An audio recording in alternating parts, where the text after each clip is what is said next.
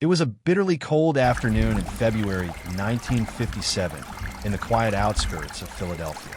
The trees stood bare, and a chilling wind drifted through the Fox Chase area.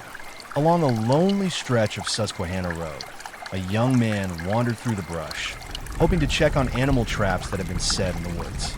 The landscape was silent, almost frozen in time, until his eyes caught something strange, a large cardboard box discarded among the leaves. At first, he thought little of it. Trash was often dumped there, but as he drew closer, something about the box made him uneasy. It was a bassinet box from J.C. Penney, clean, sturdy, and oddly out of place in the muddy woods. Out of curiosity, he pulled open the flaps. Inside was the small, lifeless body of a boy. He was naked, wrapped in a thin, cheap blanket.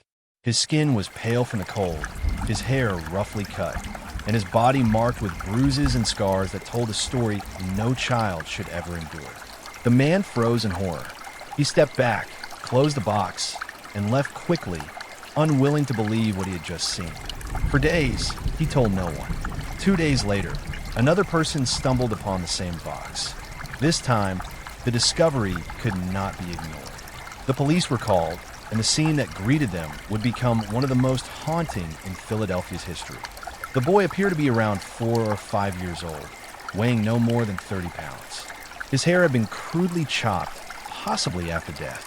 His small frame was frail and malnourished, his ribs visible beneath the skin. The bruises scattered across his body suggested he had suffered long before his final moments. Detectives examined the cardboard box. It had once contained a baby's bassinet, sold at J.C. Penney, but tracing the box led nowhere. Thousands had been distributed across the region. The boy's body was carefully fingerprinted and photographed, hoping someone might recognize him. The police released his photo to newspapers across the country. Flyers with his image were stuffed into gas bills, pinned to bulletin boards, and displayed in shop windows. But no one came forward. No family, no parents, no missing child report.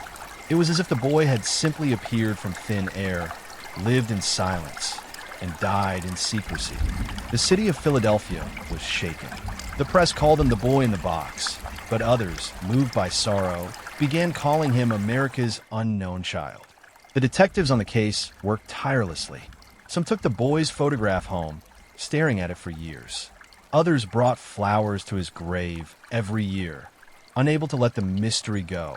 When the boy was finally buried, his coffin was small and white, donated by a local funeral home.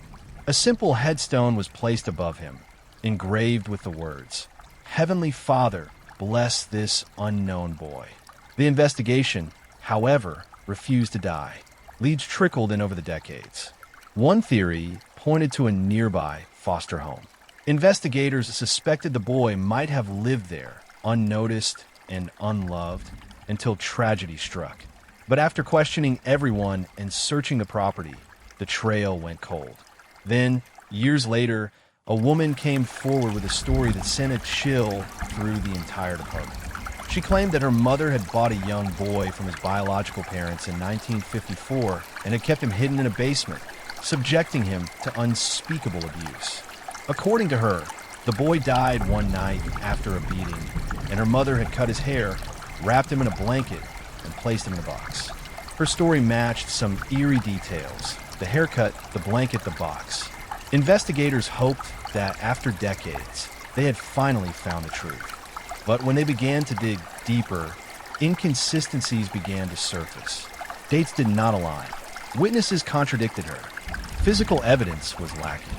Eventually, the confession crumbled under scrutiny. The case, once again, slipped back into silence. Over the decades, detectives came and went, but the boy remained on their minds. His case file grew thicker every year. Hundreds of pages of interviews, photographs, and theories that all led nowhere. He became more than a case. He became a symbol of every unsolved tragedy, a reminder of how innocence can vanish without a trace. In 1998, a detective named Bill Kelly and a team of volunteers raised funds to exhume the boy's remains.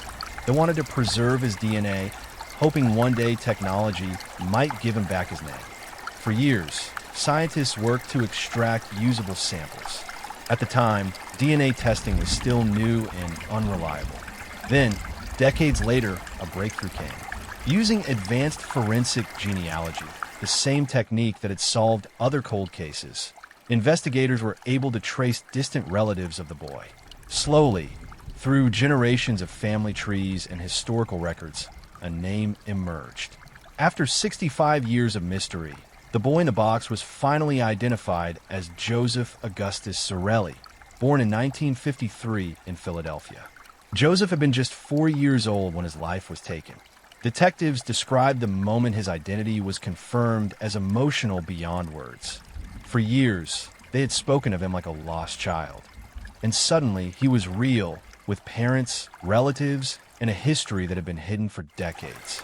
The news spread across America. Newspapers that had once called him the boy in a box now printed his real name in bold letters. People visited his grave, bringing flowers, teddy bears, and letters. For the first time, his tombstone could be replaced with one bearing his true name, Joseph Augustus Zarelli. But even with his identity restored, the central questions remain unanswered. Who killed Joseph? Why did no one report him missing? What kind of life had he endured before being left alone in that cardboard box on a cold February day? Police continue to investigate those questions, but much of the truth may be lost to time. The people who knew the full story are likely gone, and what remains are fragments, traces of memory and silence. Yet, Joseph's story has become more than a mystery. It is a symbol of perseverance, of justice that refuses to die, and of a child who, for so long, had no voice.